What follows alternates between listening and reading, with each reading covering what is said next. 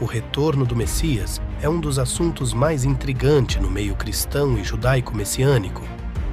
Há vários textos sagrados que profetizaram as duas vindas de Jesus.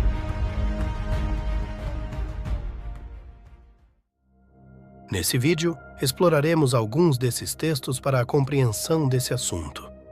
Afinal, que segredos se escondem por trás das profecias acerca do retorno do Messias? As profecias bíblicas têm sua aplicação em determinados períodos da história.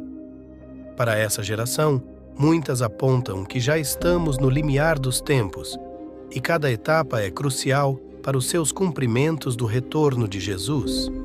Todo o Novo Testamento assegura aos da fé que não devem temer o final dos tempos. Por trás das catástrofes apocalípticas, há uma mensagem de esperança. O mundo que se conhece dará lugar a um outro novo totalmente regenerado debaixo do reino messiânico, o de Jesus. Para entender o retorno de Jesus, voltemos ao capítulo 21 do livro de Mateus. Ali se encontra o cenário da entrada triunfal em Jerusalém. A passagem nos ensina muito sobre o cumprimento, em partes, das profecias de Zacarias, especificamente no versículo 4 de Mateus. Ao ler Zacarias 9:9, compare com o versículo 4 de Mateus. O próprio autor deu uma dica que essa passagem fala da primeira vinda, onde o Messias prometido entra pelos portões de Jerusalém, pobre e montado num jumento. Montado num jumento tem um simbolismo muito importante, que o rei viria em humilhação, como um servo, e em paz. Se alguém ouve as minhas palavras e não lhes obedece, eu não o julgo, pois não vim para julgar o mundo, mas para salvá-lo. João 12:47. Aqui, Jesus aponta para sua primeira missão.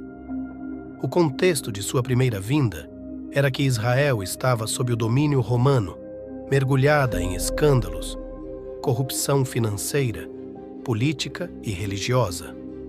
Dividida em partidos onde o ódio gratuito polarizava mais ainda. Fome, altos impostos e doenças eram a realidade. Era uma panela de pressão prestes a explodir a qualquer momento. É nesse cenário que Jesus trouxe a mensagem de amor e de paz do reino de Deus.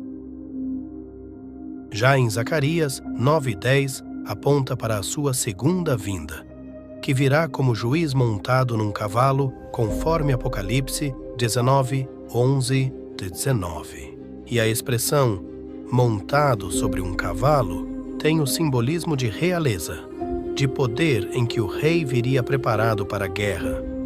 Betfagé, a aldeia de onde os discípulos arrumaram o jumentinho. Aqui começa a última semana de vida de Jesus. Palco de sua subida ao céu, relatado em Atos 1:12, para onde ele retornará em sua segunda vinda, de acordo com Zacarias 14, 4 e 9. O versículo 8 do capítulo 21 de Mateus, as multidões procediam, clamavam recitando o Salmo 118, versos 25 a 26, com Hosana ao Filho de Davi, reconhecendo Jesus como o Rei Messias prometido e esperado desde Moisés com poder e autoridade, uma unção dada por Deus. Por isso, a expressão Messias, meu ungido, aquele que vem em nome do Senhor.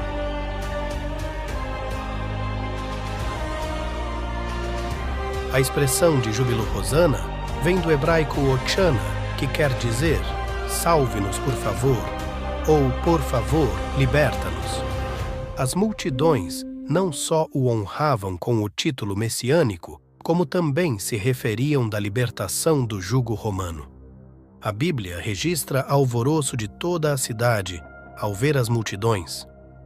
Movida por curiosidade, queria saber quem era essa pessoa tão ilustre clamado com um título messiânico. As multidões eram cidadãos que seguiam Jesus, viram seus milagres e ouviram os seus ensinamentos. No seu meio tinham os prosélitos, estrangeiros, lembramos da Síria Fenícia, Centurião e outros. Era período das festividades da Páscoa judaica. A cidade lotava.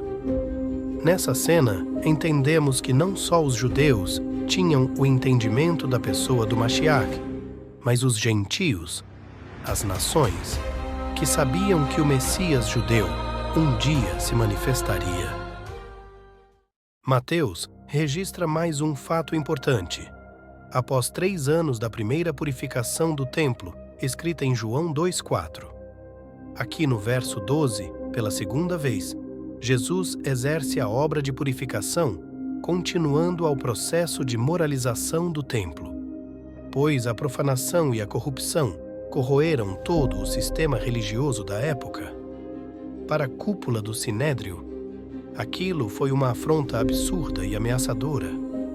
No verso 23, Jesus foi questionado sobre a sua autoridade, smika no hebraico e exousia no grego, ou seja, quem lhe havia ordenado a juiz, ou rabino, pois o texto do verso 23 diz que Jesus ensinava uma função rabínica.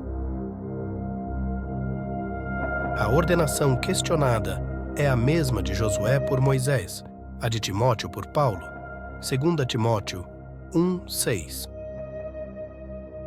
Como forma de pará-lo, uma pergunta foi feita com o intuito de provocá-lo a se declarar ser o próprio Mashiach, e assim ter o argumento de prendê-lo e entregá-lo aos romanos. Mas Jesus, conhecendo o coração dos religiosos, os desafiou com outra pergunta, envolvendo João Batista, que declarou que Jesus era o Cordeiro de Deus que tira o pecado do mundo. E a multidão presente acreditava nos ensinamentos de João. Capítulos 22 e 23, Jesus intensificou seus ensinamentos, confrontando a hipocrisia dos principais religiosos com parábolas onde muitos daqueles não herdariam o reino vindouro, acendendo a fúria da cúpula. E Jesus sabia que estava mexendo num vespeiro e que isso lhe custaria muito caro. Especificamente no verso 37 do capítulo 23, Jesus lamenta sobre Jerusalém devido à rejeição conforme João 1:11, que diz que veio para o que era seu e os seus não o receberam. Jesus cita uma profecia de Jeremias 22:5, que fala que Deus tornará esta casa, Jerusalém, em desolação, cumprindo no ano 70.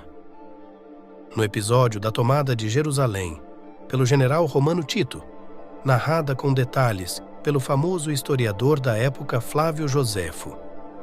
Mas Jesus também quis dizer que as futuras gerações de Israel ficarão desoladas de salvação por tanto tempo quanto mantiverem essa rejeição e não receber o Messias de Deus, Jesus de Nazaré.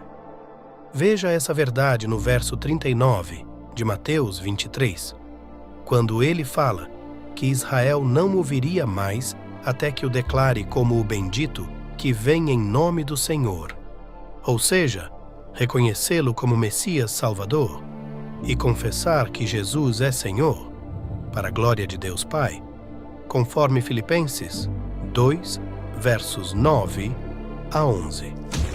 Essa declaração de Jesus não seria uma das hipóteses por que ele ainda não retornou? O próprio Jesus disse que não retornará até que Israel o receba como a salvação de seu povo. Mas quando a gente lê o capítulo 21, a Bíblia relata que as multidões o reconheceram como o Messias. Se as multidões o reconheceram, por que Jesus não foi declarado o Messias de Israel? Simples, faltava ao Sinédrio ainda oficializar que Jesus é o Mashiach aguardado do povo judeu. Algo que não aconteceu. O que as Escrituras relatam que foi ao contrário, a condenação foi exatamente porque ele se colocou como o Filho do Homem, outro título messiânico que se encontra em Daniel 7. Mas o cumprimento do reconhecimento de Jesus está em Romanos 11, 25 a 27. Com tudo isso, Jesus mandou orar pela paz em Jerusalém.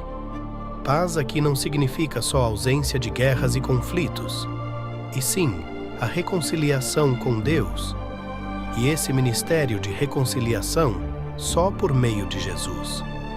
Veja 2 Coríntios 5, 18 a 20. E aí? O que vocês acham dessa hipótese? Devemos entender que ninguém tem a verdade total revelada sobre os últimos acontecimentos, logo porque as profecias se cumprem na sua totalidade num determinado período, ou na sua parcialidade, e às vezes se repetindo na linha temporal da história. Caros amigos, agradecemos por ter vocês até aqui. Deixe seu like para o engajamento do canal.